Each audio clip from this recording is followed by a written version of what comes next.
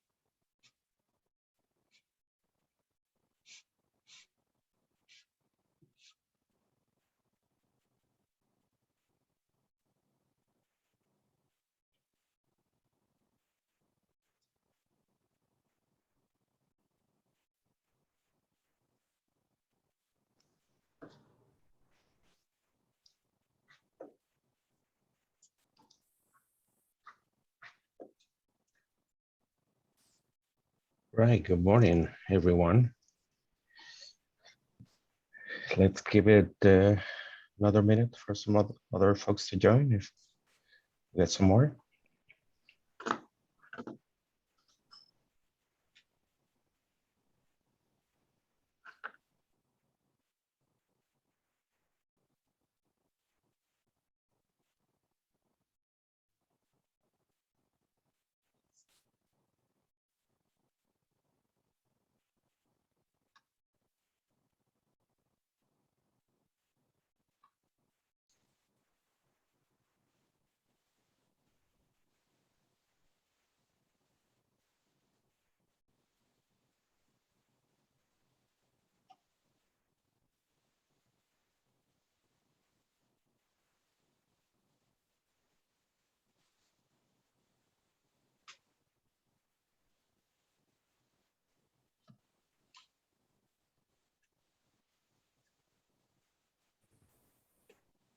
And I just posted a link on the chat.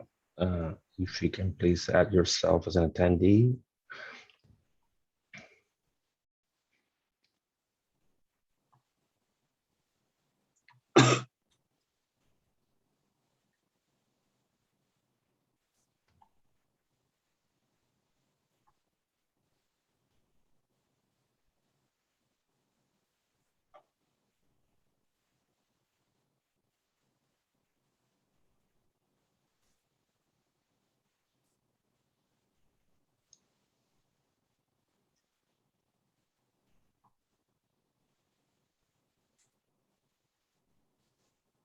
All right, I think we can get started. We got 17 people on the call. This is like the highest number that we've gotten in quite a while. So I think it's pretty good attendance. So I think you have half of the Kata containers developer community here. yeah. Here we go. Hey. Including you, by the way. Yeah, exactly. All right, so yeah, let's get started. Samuel, do you want to share or? Sure. Let me try to share.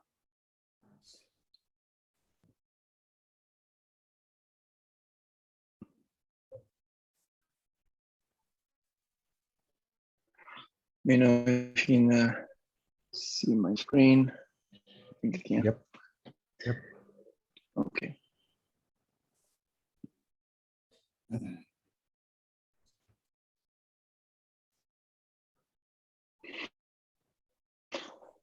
Right. Should I start, Rico? Is that? Yep. Is that okay? Yep. All right. So today I wanna talk about a project that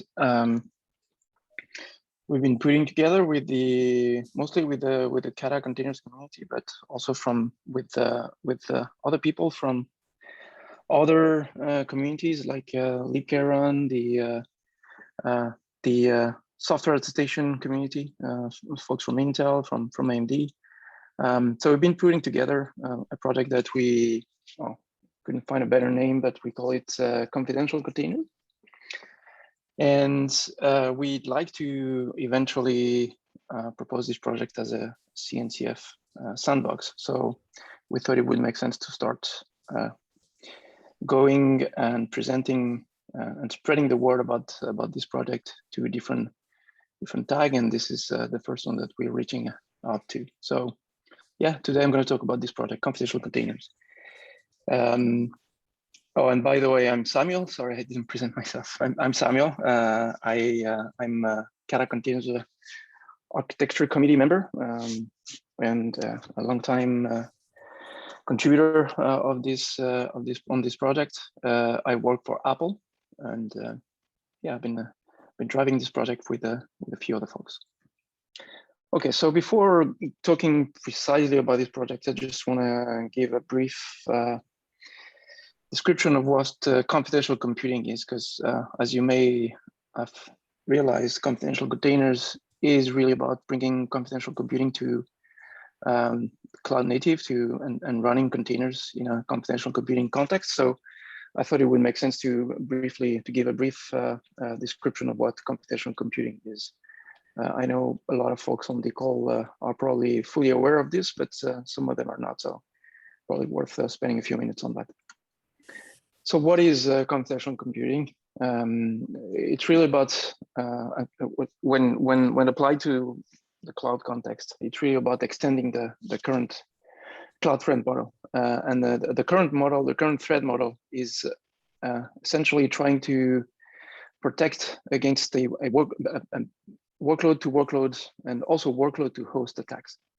So the whole virtualization and isolation current threat model for the cloud is mostly about protecting this. And with confidential computing, we're extending this to also protect from the host to workload attacks.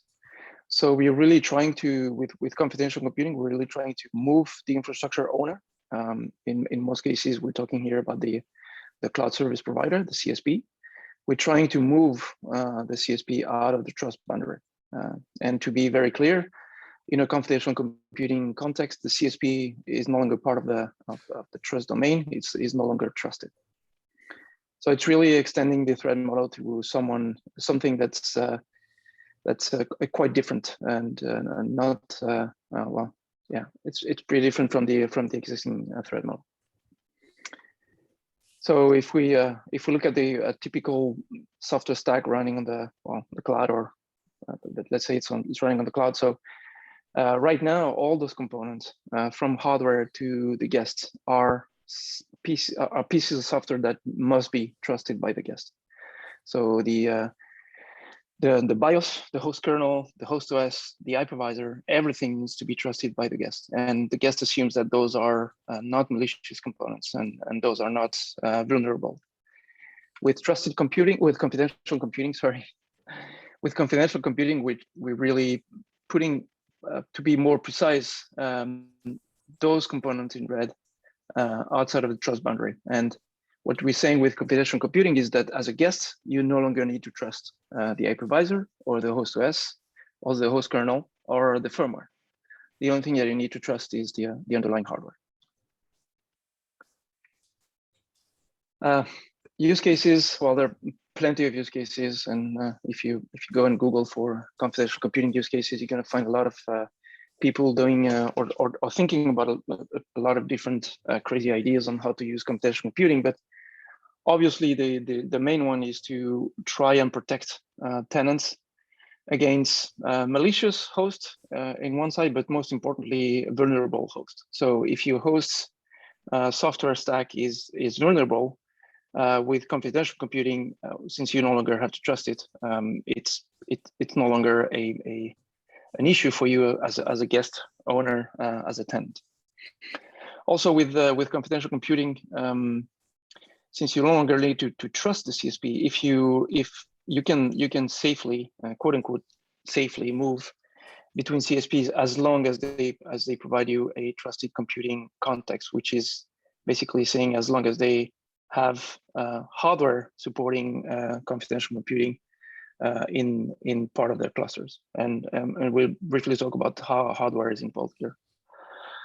Also, obviously, for in some specific case, in some specific verticals, like healthcare, banking, IP protection, and a few more, you have legal requirements where your data protection or your customer's data protection is to be protected in such a way that even the host is not supposed to be able to see it, or to reach it, or to be able to access it. So in those cases today, people are using typically secure enclave, and confidential computing is covering that as well. And it's a very typical use case for confidential computing. So how is this implemented? How can we remove all those components out of the trust boundary? How can we no longer trust the CSP? If you look at the tenant data, currently it is protected at rest. So you have ways of protecting your data when it is stored. You can use encrypted storage, and you can have end-to-end TLS, for example, for protecting your network while it's in transit through the network. The thing we don't have today is how we protect data while it's being used and processed. So when your workload is processing your data, when it's reading your data, when it's creating new data, this is all, from a host perspective, this is all in the clear. So it's all in memory, either in memory or in CPU caches, or somewhere between CPU and memory. And this is something that potentially the host could, there's no barrier for the host to actually access it.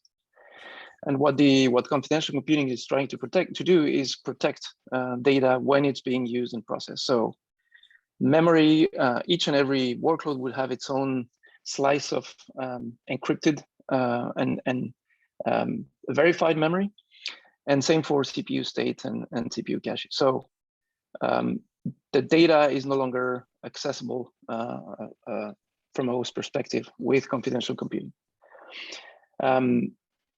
Protecting data while it's being processed and used is one thing, but you really want to make sure that the data that you're reading or the data that you're generating is actually coming from a software stack that you can verify. So protecting the generated data or the used data is not enough. You want to make sure that what's running and what's accessing this data is what you, as a guest owner, as a tenant, as a workload owner, what you know is what you want to verify that this is what you're expecting. So with confidential computing, the hardware provides ways of measuring the software stack that you're running and generating a quote directly from the CPU, and then being able to use that data, that generated data, quote, and measurements in order to attest the piece of the software stack that you as a guest owner want to test.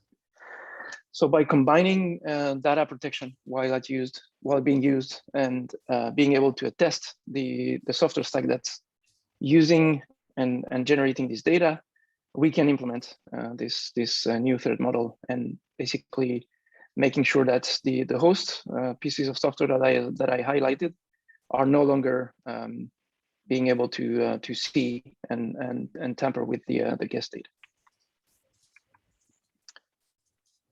Okay, so I just did that. Let's see if you look at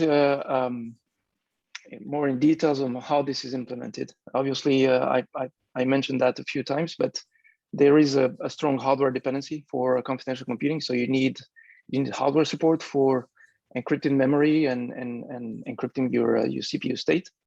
And there are a few implementations out there: AMD SCV, Intel TDX, IBM PEF, and Secure Execution are a few of those. ARM is also with ARM v9 ARM is providing is starting to build also hardware support for confidential computing. So there's a strong dependency on hardware, and you need, in order to run a workload inside a confidential computing context, you need to have the right hardware underneath.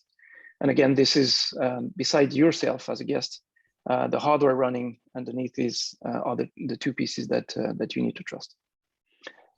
Obviously, well, not obviously, but all those hardware implementation, SEV, TDX, secure execution, PF, they're all designed with hardware virtualization in mind. So they assume that confidential computing is going to be the confidential computing workload is going to run in a virtual machine.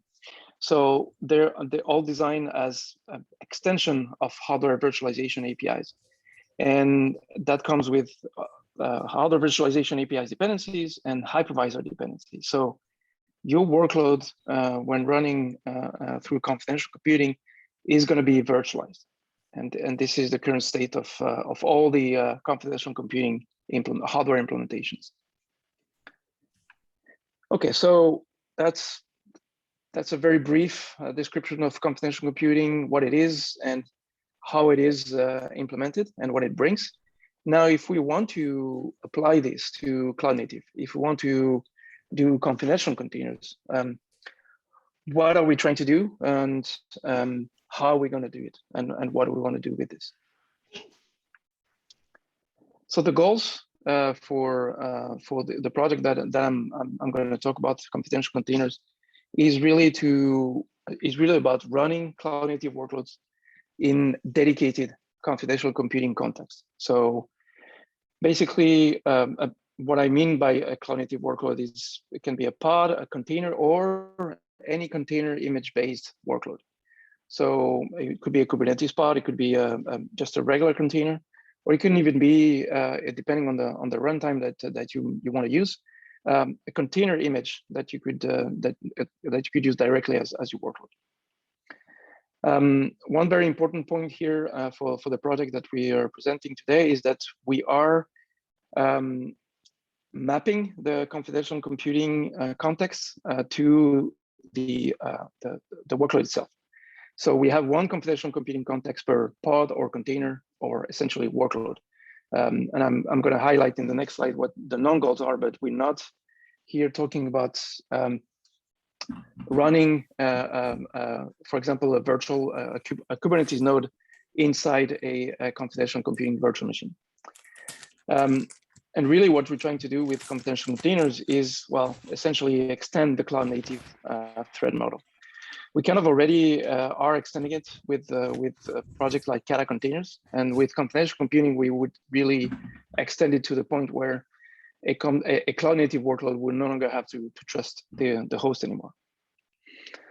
Another goal that could be implemented with confidential containers is secure enclaves. So you have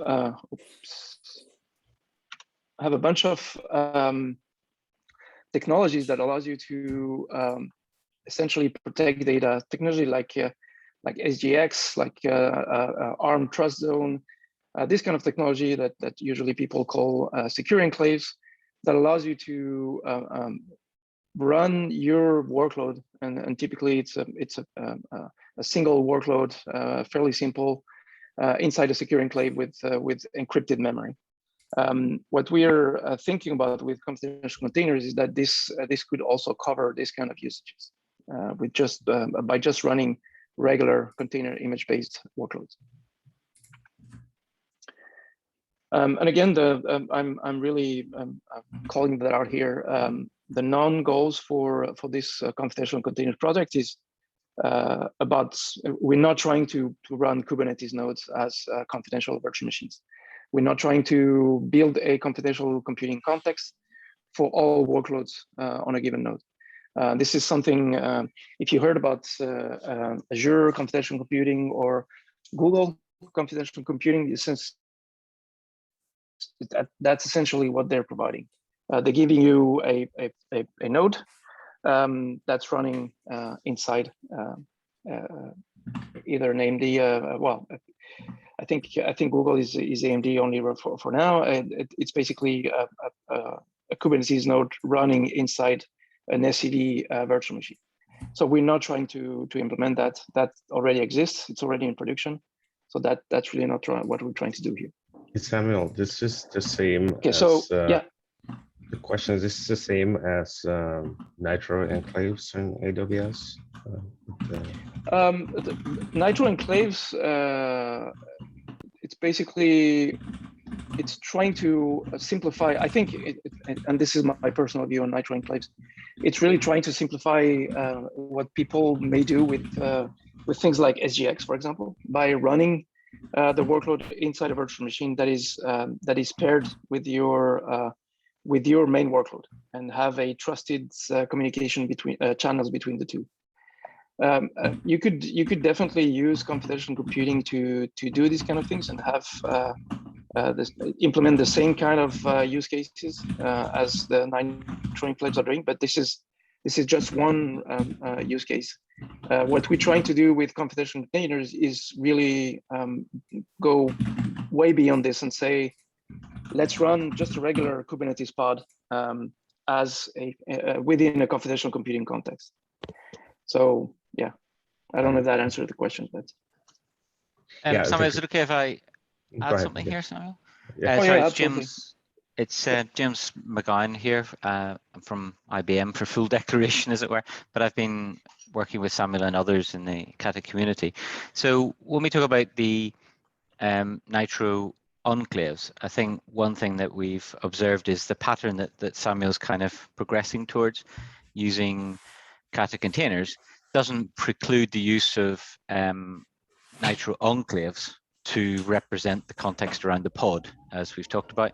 Now, what might need to go further up the stack to make that a reality might be different. And in actual fact, for some of the other efforts outside of the Kata community that I've been looking at, we have started to explore other ways in which such secure enclaves, such confidential computing environments could still be used, but not necessarily building up from Kata, perhaps building up from some other things, because we recognize that differing secure enclave technologies have perhaps differing use case patterns. However, as Samuel expressed, one very common theme is a KVM boundary and the virtualization between the enclave and outside, which is a good starting point, and why starting with Kata as our base, as it were, and building up starts to allow us to explore these concepts as Samuel's getting towards. But I think with AWS Nitro enclaves and others, they can all, we should explore how to use them all and how they fit here, and what other patterns might make sense for that, I think.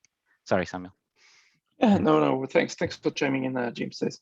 And yeah, I didn't express that at the beginning of the presentation, but you have any comments, anyone on the call, just feel free to interrupt and chime in. That's I think we're here for discussing all of this and getting feedback from getting as much feedback as we can. Yeah, thank you. Okay, so and yes, to jump on what James was saying, we started this project with the idea of essentially basing our implementation around Kata containers, and that's to be fair, it's still the case today. But as we've started to gather a larger community around this project, we started to see new use cases and people coming in and saying, oh yeah, this is I could reuse a bunch of those components for my specific use case. And we're seeing new patterns emerging that would be able to reuse part of the stack, or most of the stack, or a small fraction of the stack, to implement their own confidential computing based use case. So this is not only about running Kata containers, and definitely not only about this. Okay, so what are the gaps if we want to run cloud native workloads through confidential computing? Data protection, as I said, is something that is bound to a specific hardware, and B, a hardware virtualization context. All this implementation, computational computing hardware implementation are providing the confidential computing features as extensions of the hardware virtualization instruction set. So the regular runtimes, runc and the like, they do not use and reach hypervisor APIs. So to enable this from a hardware perspective, you need a runtime that actually is capable of talking to an hypervisor. The second one is, and that's a pretty important one. Today, the container image is in a cloud-native environment. The container images are fully controlled by the host. So Containerd and Cryo, for example, are running on the host, and they're the one who are managing the container images and pooling them, unpacking them, potentially decrypting them. And obviously, if you want to have a confidential computing workload, you don't want your host to be able to see what's in your image. So as we'll see, the part of the architecture proposal is to offload the container image handling and management into the confidential computing context and enclave. The last gap, this is kind of the gap is being closed, not quickly, but it's definitely being closed and worked on. But container image layer encryption is not an OCI spec yet, but this is something that's definitely being discussed upstream. The other part of the other gap, and I mentioned about attestation and being able to not only encrypt your memory and run your workload in a fully encrypted memory and CPU context, but you need also to be able to verify that what your guest is running, what your workload is running, is verified. And to do that, we currently have no off-the-shelf attestation stack that we could reuse in the cloud-native context.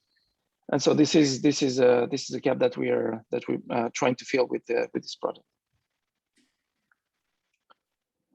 And here goes for the proposal. So what we're trying to do with this project, with the confidential containers project, is to build an end-to-end software stack for orchestrating confidential workload with Kubernetes. That's the I would say the midterm goal. Kubernetes is involved, and we really want to be able to provide a complete software stack that would seamlessly integrate with Kubernetes and be seen as a regular Kubernetes pod and run that inside a confidential computing context. To that goal, we need to work on both the host side and the guest side. So as you probably figured out, the workload in this confidential containers project is going to be running inside a virtual machine. So it's going to be running inside a guest, and even there's going to be a need for additions and changes compared to what, for example, Kata containers is running today. On the host side, obviously, we need a runtime that is both hardware virtualization, but not only hardware virtualization, but also confidential computing aware. And we need to offload the container image management away or partly away from the Containerd and Cryo runtimes. And on the guests, as we offload the container image management from the host, we need to implement it on the guest. So on the guest, we need to at least pool, decrypt, and unpack container images. And we also need to implement the attestation part from the guest. And this is, we need to have some sort of attestation agent. We need to be, obviously, we need to run the attestation from a trusted, potentially trusted and verified software stack. So we need to do that from the guest, obviously.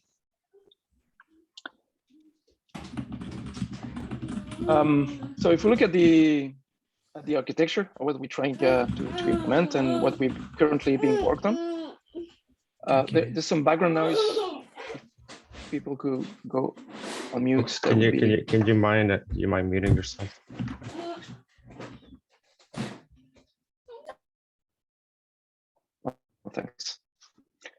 Okay, so the current architecture that we are working on is sorry, that one, and the blocks in white are the one that we are touching and working on.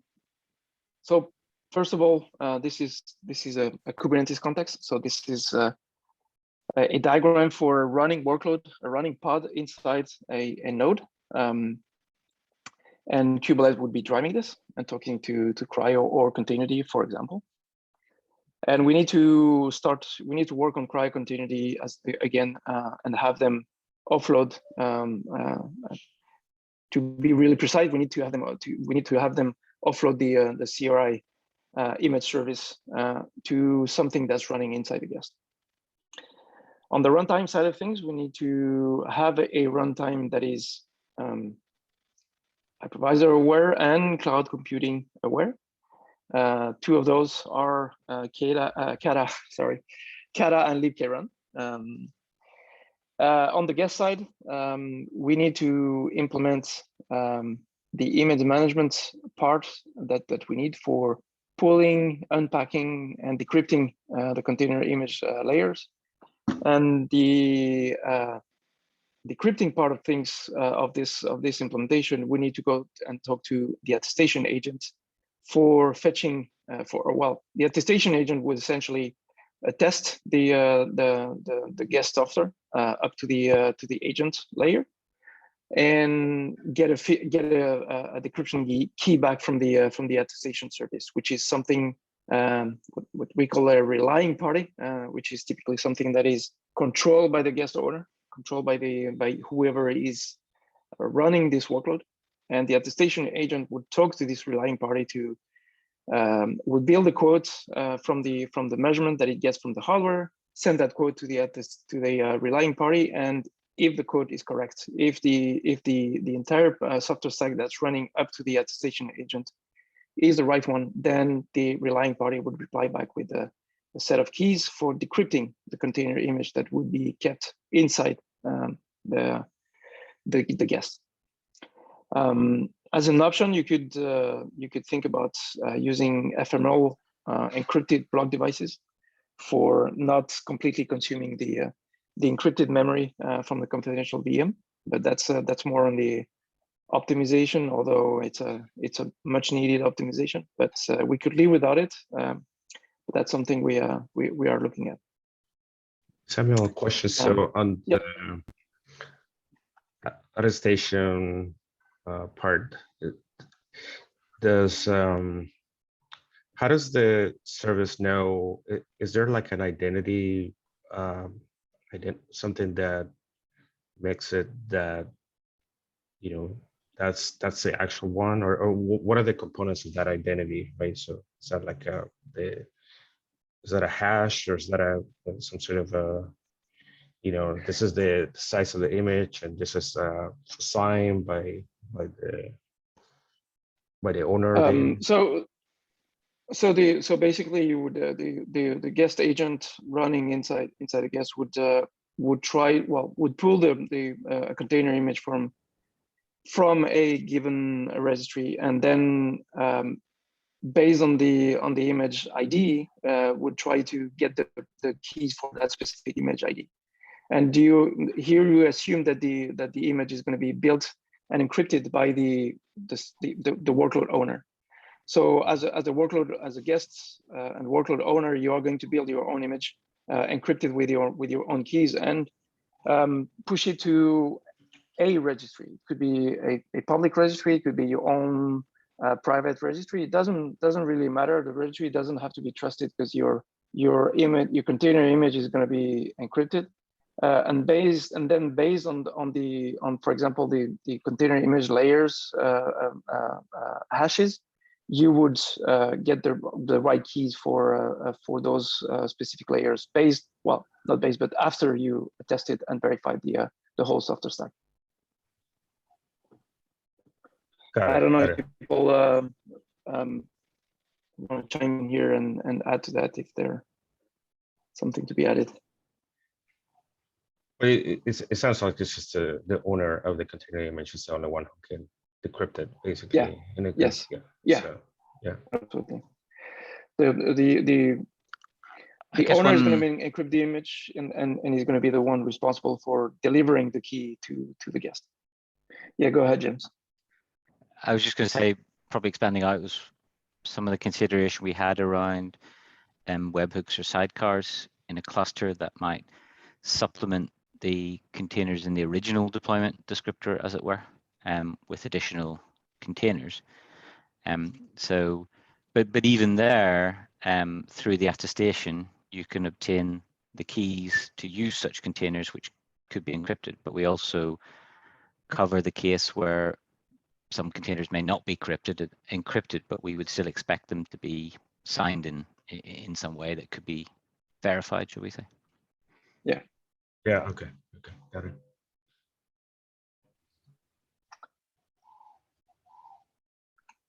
All right. Okay, so that's for the overall architecture. If we look a bit more in details, yeah, we need on the host. We will need CRI-O and continuity to somehow offload and multiplex the CRI image service, because essentially we're going to have each and every pod now implementing something that's going to look like the CRI image service or part of it. And we want CRI-O and continuity to be able to multiplex and forward the kubelet request to the right implementation. But most importantly, we want to do that because obviously we no longer want the container image layers to be stored on the host. We don't want the host to be able to access neither the container image layers nor the metadata associated with those layers. So how those layers are stacked on top of each other's and how they're mounted on top of each other is also something that we don't want the host to be able to mess with. And on the host again, the runtime must be able to set up a virtual machine and enable confidential computing, the confidential computing hardware features. So the runtime should be able to talk to a VMM like QEMU or cloud provider and set it up so that the computational computing features are turned on. For example, an encryption key for the memory is assigned and associated with the pod and so on. So there's a bit of work to be done there at both the container runtime level and also the VMM. And for example, two examples of runtime that already implement this are obviously Kata containers and also libkrun. So you could think about essentially in this in diagram before here, picking and choosing your runtime as long as it implements well, it supports hardware virtualization and knows about computational computing and kind of choosing your runtime depending on what the use case may be. And as you can see, the line between the runtime and the agent, which is for example in the Kata containers case, it's a VSOC based gRPC protocol that even may be optional. So in the you may think about use cases where once the workload is running, it's not even reachable by the runtime anymore. On the guests again, we'll have to implement container image management. So we need to work on to be very specific Rust crates to do image management, to pull, unpack, and decrypt container image layers so that the container image layer live and stay in the guest.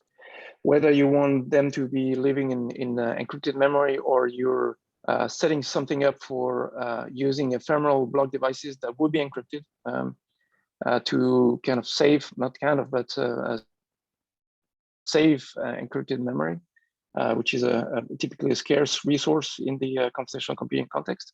That's up to the infrastructure setup. And last but not least, we'll need to, and we are already working on implementing an attestation agent that will be driven by the libraries / crates that would do the container image layers decryption. So when you want to decrypt a container image layer, you typically will end up calling into an attestation agent that would reply back after running the attestation process with a set of keys for your decryption library, container image library, to decrypt those layers. Okay, so that's for the what we're trying to do.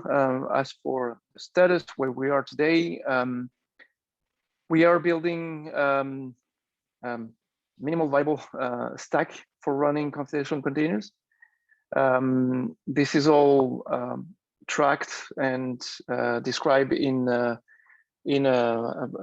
set of documents that I added a link at the end of this slide here. So I will share the slides with the actually the slides are already in the TAG-Runtime document, so you can go there and and read the document for this project and what milestones we're trying to reach. But this MVP stack, we have an ETA for completing of V0 by November 2021, where we'd essentially be able to run a very simple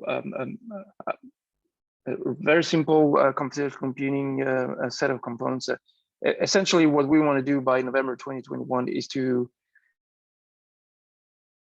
kubectl apply would run a computational computing pod and have the entire stack be ready for that simple use case. There are going to be some gaps, and they're probably going to be a part of the thread model that we won't cover. But it's essentially a first step towards building a complete computational computing support for cloud native. This effort is currently being done by a bunch of people from different companies. So there's a pretty strong commitment from different players: IBM, Alibaba, Intel, Apple, Red Hat, AMD.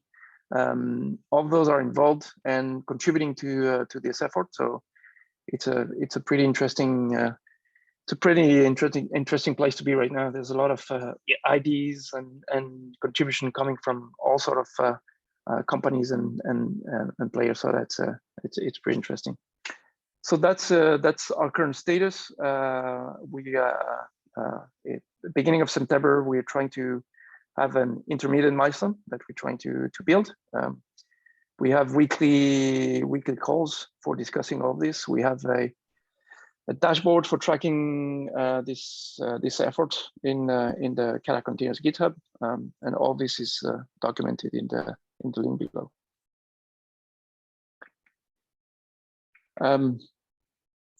When it comes to roadmap,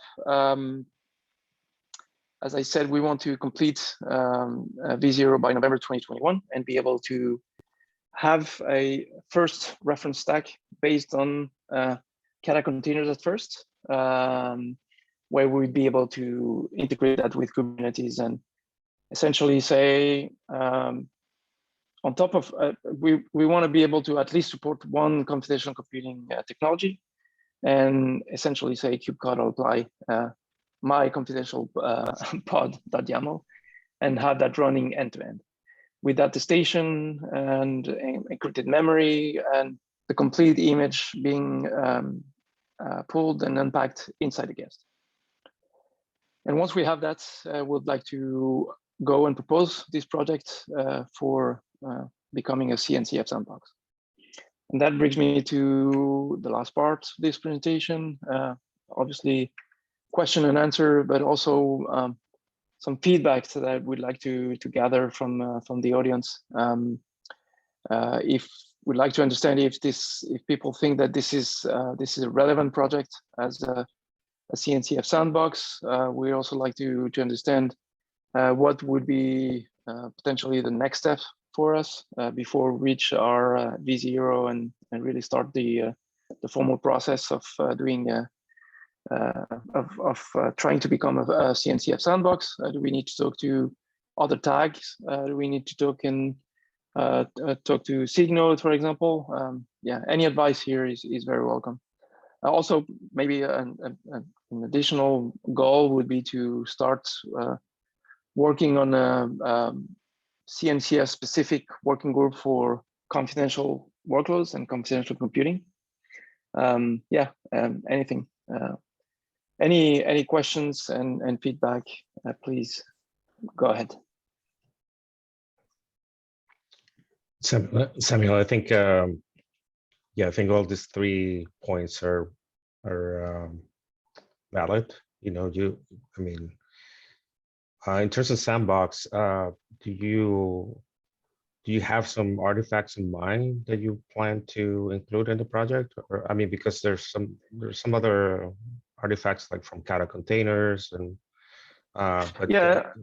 Mhm. Yeah, would definitely be pulling from Kata containers for the runtime implementation, for the Kata agent implementation, and we'd be adding a few projects on top of this, and like the attestation agent, the container image layers that we need to have running inside the guest, and really the goal for this project would be to say this, to provide a one single place where people could build a reference stack for running confidential cloud native workloads as in a confidential computing context, by aggregating all those projects and providing an integration point for all of this.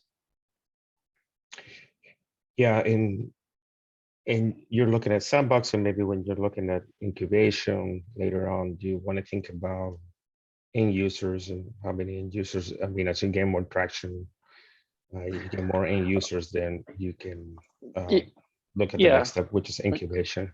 Mm-hmm. Yeah, definitely. I think if you look at the people that are at the companies that are involved in this project currently, some of them are going to be end users. Some of them are going to be deploying those. I expect in one way or another. So I think this is I believe we're already in pretty good shape for that part at least. Mm-hmm. There's a strong interest in this project and pretty strong commitment from different companies, because they are willing to try building some business case out of this. So Got it. Yeah, I think so too. So yeah, you're actually adding tag security there, and I think, I mean, that would be another tag that you may want to present to get more exposure. I mean, so in terms of sandbox, applying for sandbox is just filling out a form, and the TOC meets every month, and they decide, you know, whether to include that project in the sandbox based on the vote. But it's a very simple process. So that's and there's some documentation as to, you know, what are some of the artifacts or licensing, legal, all that stuff related to open source that you can follow. And yeah, and that, I mean, it's pretty straightforward. So I think it shouldn't be that difficult. In terms of the work group or working group, I think on the tag runtime, I think it sounds like a great fit. So it's just a matter of you getting the people together, getting a set of you know, chairs and tech leads for the working group, and we can create a charter, and that charter can be sent over to the TOC for a vote and gets approved, and the working group actually gets created. So maybe, oh, I need so to. You mean by working group? Yeah, go ahead. Sorry. Yeah, I think I may have to revisit some of the process there, but yeah, but I don't think it's that difficult. It's just a matter of getting the people together and creating the charter. Yeah, Samuel, this is Mike Brown. We already have a COD. Hey, how's it going? We already have a COD working group, container orchestration, for devices type stuff that works with SIG-Node. So we've done this before. Basically, you create a little working group here in CNCF, and then that working group needs to present what they need to the SIG-Node team, right? Of course, in this space, but this group doesn't really own SIG-Node, so right, you sort of need both, right? And SIG-Node, of course, has yeah, go ahead. Sorry. no, I just say SIG-Node has their own KEP process that you would need to adhere to for the any changes you need in Kubernetes in the container runtime stack, right? Okay. So if I understand correctly, this like sub working group would be attached to a bigger one, like SIG-Node or something like that. Is that what you're suggesting, Mike? Yeah. Well, I was just saying we have this pattern. We did it already. We've got a working group in this tag for doing container orchestrated device integration, Mm-hmm. which is I see. which is a group that's going to be impacted by your confidential computing changes, by the way. Right. Yes. So I'm not saying let's expand that one, but I'm saying it is a parallel kind of thing that's done. I can hook you up with the guy that created that. Okay. Yeah, that would be helpful so that we get a better understanding of the whole process. Pattern. Yeah. Yep.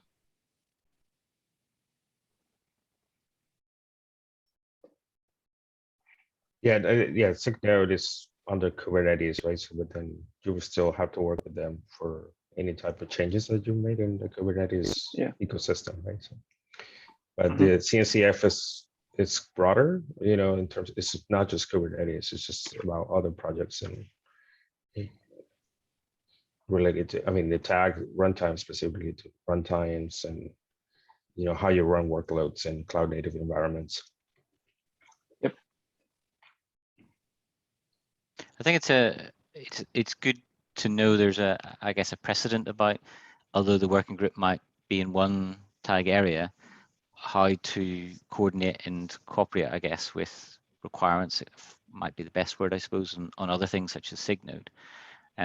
I think some of the other projects, if we take confidential computing as the remit for the working group, then other things still in the Kubernetes area, I suppose, but not core Kubernetes, in the likes of KubeVirt, for example, or Virtual Kubelet, have also kind of projects that might be eventually on the radar to, I don't know, communicate better with or to understand confidential computing in the context of those things as well, if the remit is confidential computing as a whole, for example.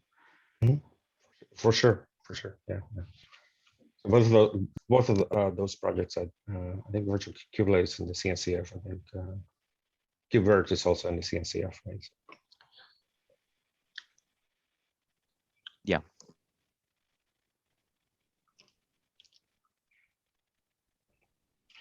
All right. Any other comments, questions? This was a great presentation. There's a lot of good information, and excited about the project. And I just wanted to do a shameless plug here, because Samuel mentioned that he described something as V0, and we have discussed in the Kata community various steps beyond that, how to move further than that. And I'm going to give a talk about this later today at devconf.us. So if in case you're interested, the link is in the chat.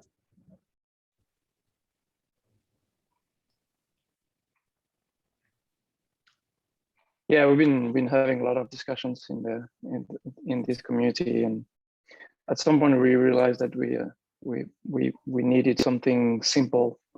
We needed to put together something simple to understand what would be the next concrete steps, the longer term steps look like.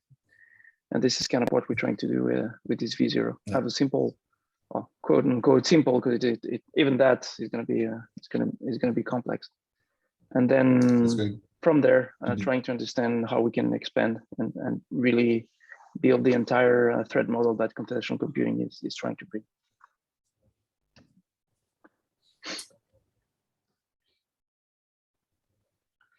All right. It's a great talk.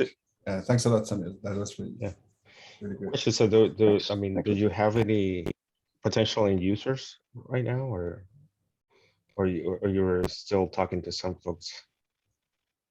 By end users, you mean consumer of this reference type? Yes. Well, I guess it's not for me to say. I would say It's confidential. probably a lot of yeah. Yes. Okay. And it's kind of a I guess business plans that I'm not aware of. So I guess we'll get more information about this once we actually have something put together and something usable to some extent. Then we'll start seeing how people that are contributing or have contributed to it actually deploy that, if that's something they can share. So actually, I think that's a very important point from the V0 initial setup that you described, is we're trying to make it so that every step along the way offers some kind of value add that would make it compelling as a product, even though we have ideas for how to improve that data. Yeah, that's a really good point. You know, there's some as I said, so there's some part of the thread model that computational computing is trying to bring that won't be covered by V0. But there are V0 already will bring an improvement and extension to the current thread model for sure. So it is something that we are really careful about bringing with even if it's a V0, it's an MVP. It will already extend the current thread model towards computational computing. So. Yeah. And I think from some of the explorations we've kind of done, one of the things I keep thinking about is the balancing act between the increased security or threat closures, as it were, that confidential computing can offer or promise, but trying to balance that with any performance implications, which is perhaps more based around the technologies we use for secure enclave, but also on the user experience expectations. And so it can be sometimes difficult to, should we say, get a customer to firmly commit to saying, yes, that's what I want, until we've got a V0 or a bit beyond where we can show them what it feels like and what the experience is like, and if it isn't too different from what they're used to, kind of thing. Absolutely. Yeah, I think the goal is, from what I see, is like run it with Kubernetes or something, like, you know, create a pod and it actually gets run as a confidential computing VM. Exactly. Yeah. Yep. Yeah, and the devil will be in the details. Yeah, no kidding. Absolutely. Especially as you're fully aware of, Mike, the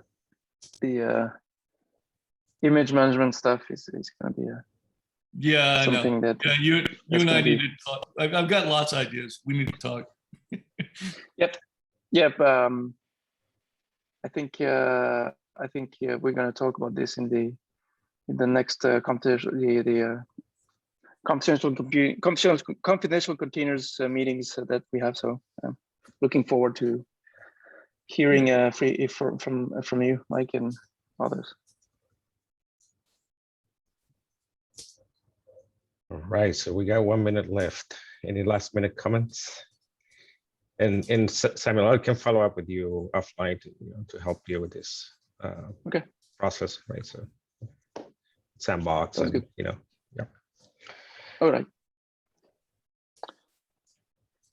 All right. All right. Thanks for listening. Yeah, thank you for presenting And for the feedback. Yep. Bye. Let's keep in touch. Bye. Thanks everyone. Bye.